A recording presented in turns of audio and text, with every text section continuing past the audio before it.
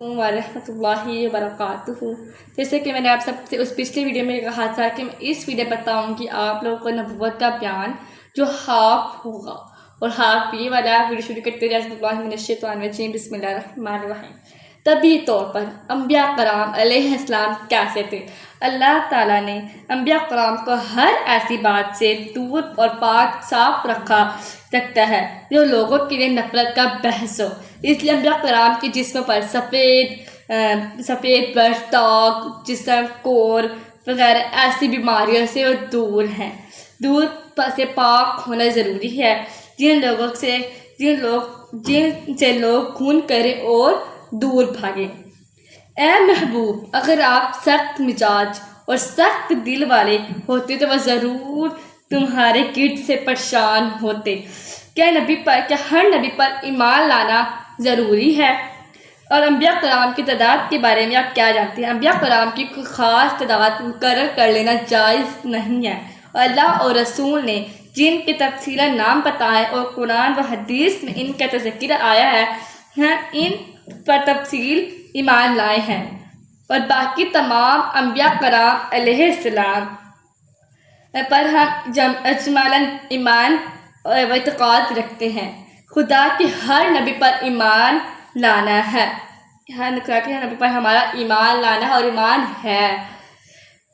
سورۃ البقرہ کی آیت میں ہے لا تفرق بین احد من رسول، ہم اس کے کسی رسول پر ایمان میں فرق نہیں کرتے، ہم اس کے کسی رسول پر ایمان میں کوئی فرق نہیں کرتے۔ نبی کی حیات و موت کے بارے میں آپ کیا جانتے ہیں؟ اللہ تعالیٰ کا نبی پاک، اللہ تعالیٰ کا نبی زندہ ہے، ان پر ایک آن تو محض قرآنی وعدہ کی تصدیق کے لیے موت طاری ہے، اس کے بعد پھر ان کو حقیقی زندگی عطا کی گئی ہے، اس کے بعد ان کو حقیقی زندگی عطا کی گئی ہے۔ بے شک اللہ نے زمین پر حرام قرار دیا ہے وہ انبیاء کے جسم کو کھائیں، اور اللہ کے نبی زندہ ہے اور انہیں رزق دیا جاتا ہے، وہ اللہ کا نبی ہے جو زندہ ہے اور ان کو رزق دیا جاتا ہے۔ اللہ تعالیٰ کے کسی نبی کے بارے میں اگر کوئی شخص کہے انہوں نے احکام کو چھپائے رکھا تو اس کے بارے میں کیا حکم ہے؟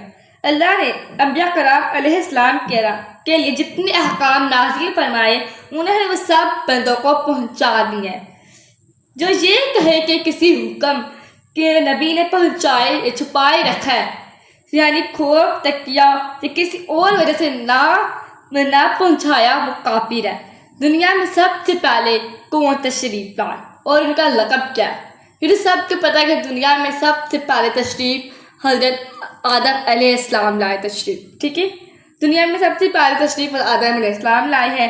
آپ سے پہلے زمین پر انسان کا وجود نہ تھا، سب انسان آپ ہی کی اولاد ہے، کیونکہ وہ ہمارے باپ ہیں، اسی لیے بنی آدم علیہ السلام کہلاتے ہیں، یعنی اولاد آدم اور حضرت آدم علیہ السلام کو ابو البشر کہتے ہیں، یعنی ان کا لقب ابو البشر ہے، یعنی سب انسانوں کے باپ۔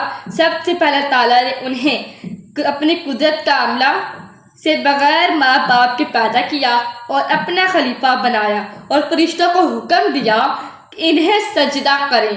فرشتوں نے حکم دیا، اللہ تعالیٰ نے حکم دیا کہ ان کو سجدہ کریں، اور یاد کرو جب تمہارے رب نے فرشتوں سے فرمایا کہ میں زمین میں اپنا نائب بنانے والا ہوں۔ انبیاء کرام علیہ السلام میں سے سب سے افضل و اعلیٰ کس کی ذات ہے؟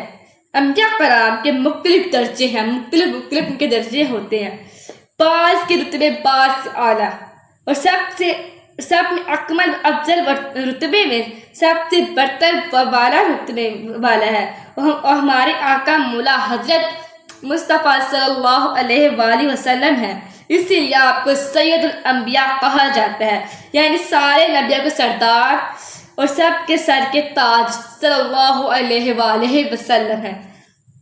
تو بقرہ کی آیت میں ہے تِلْقَ الرَّسُولُ فَضْلٌ بَعْضُهُمْ على بعض منهم قال الله ورفع بعضهم درجات. یہ رسول ہیں، ہم نے ان میں ایک دوسرے پر افضل کیا. ان میں کسی اللہ نے کلام فرمایا اور کوئی وہ ہے جسے سب پر فضیلت دی.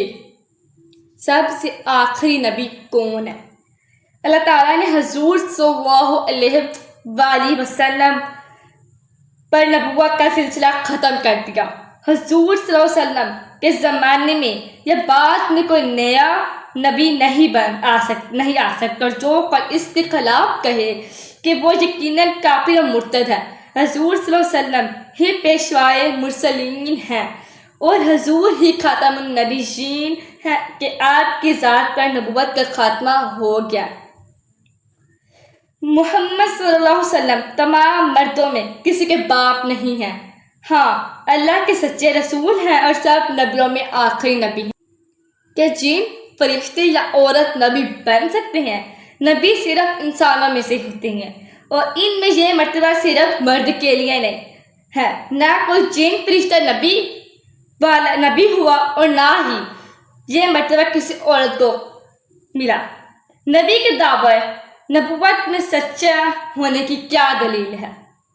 نبی کے دعوے نبوت میں سچے ہونے کی ایک دلیل یہ ہے کہ وہ اپنے صدق علانیہ دعویٰ فرما کے ایسی باتوں کی ظاہر کرنے کا ذمہ لیتا ہے جو عادتاً محال و ناممکن ہوتی ہو، اور منکروں کو اس کی